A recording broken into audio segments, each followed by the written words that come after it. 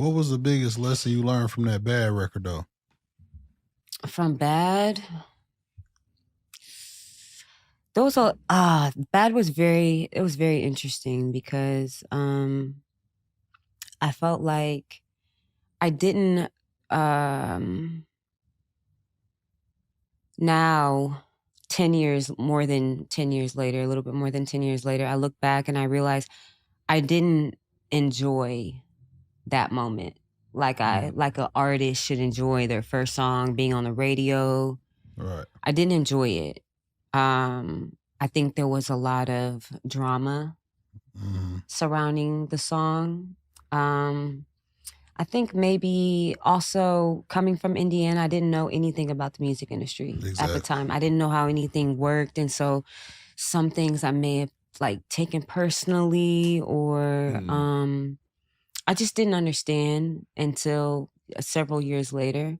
But I'm happy that that the song turned out the way it did, that it was my song, and then Wale ended up using it as his song. I know during that time when Wale was with Atlantic, I don't even know if I'm supposed to say this, but I mean, it's just the facts. All I can do is just say the facts.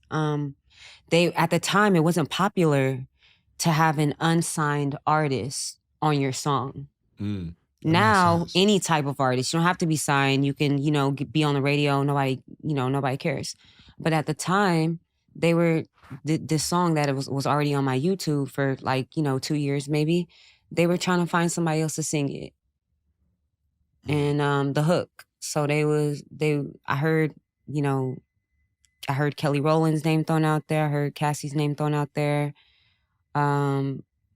But initially, it was my voice that stayed on the song because I, wrote and co-produced the song. So good shit. That publishing money. Yeah, and then as you know, the Bad remix came out with Rihanna, and that's what I really didn't understand at the time was owning publishing on a song, and then having an artist as big as Rihanna sing your song. Like when the shit first came out and I first heard Rihanna was on that joint, I was like, hold on. Was you offended or was you like, shit, it's lit? Nah, I was salty. I feel you. Here's because that's real. Yeah, I was salty because it wasn't long lived. Here's the thing. I'm a Rihanna fan.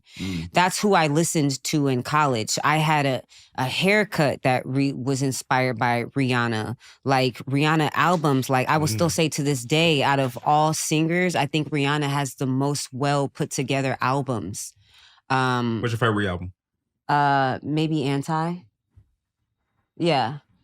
Cause she just be having everything on that joint. She gonna cover all the bases. And so I was very inspired by Rihanna. I loved Rihanna. And so when she sang my song, all I saw was online, like as somebody who's like a nobody from Indiana, and then you get online and you hear all these people talking, like I wasn't prepared for that, and they were like, oh, Rihanna stole your song and blah, blah, blah. I was like, what the heck?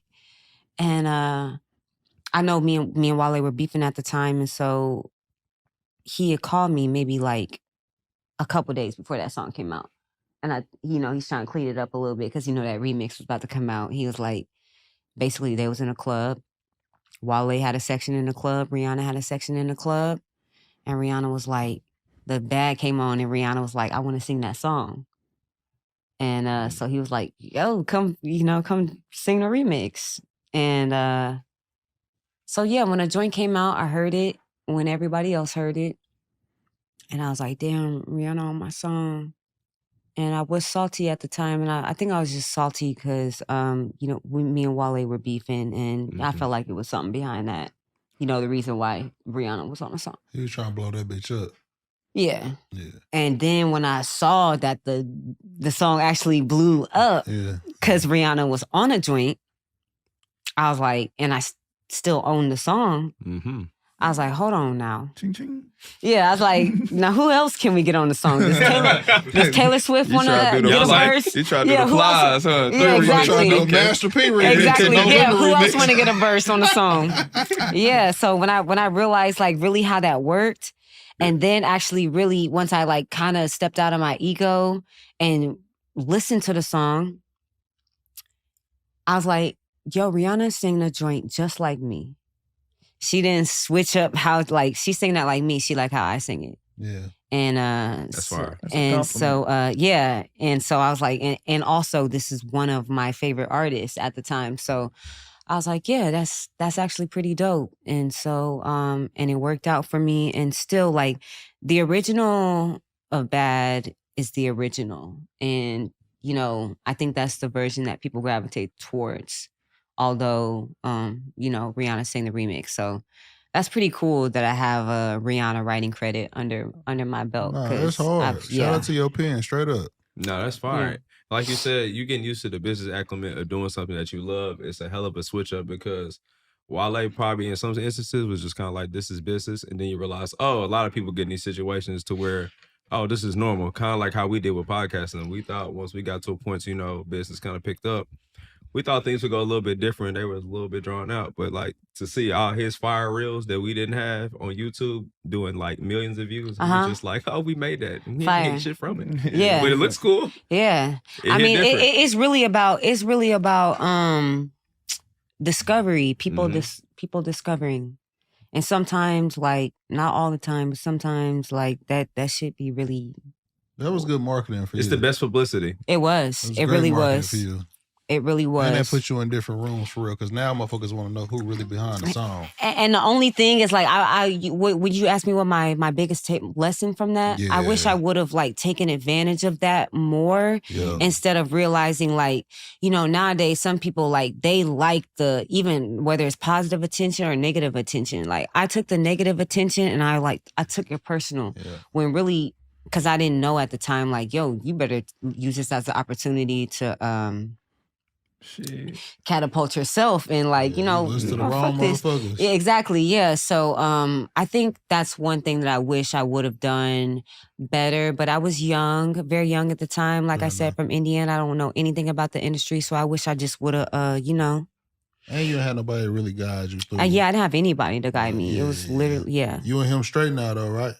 Yeah. So he hit up his people hit up my people like a couple weeks ago. I did a song on Victoria Monet's tour. I sang Bad. Fire. And my manager hit me up and was like, yo, Wale said he wants you to come to DC and do Bad. So I did that like 2 weeks ago. And that's the first time I saw Wale in like several years. Shout out to y'all. 10 plus years. And definitely the first time I performed it with them in like 10 plus years. So that was cool. That's good energy.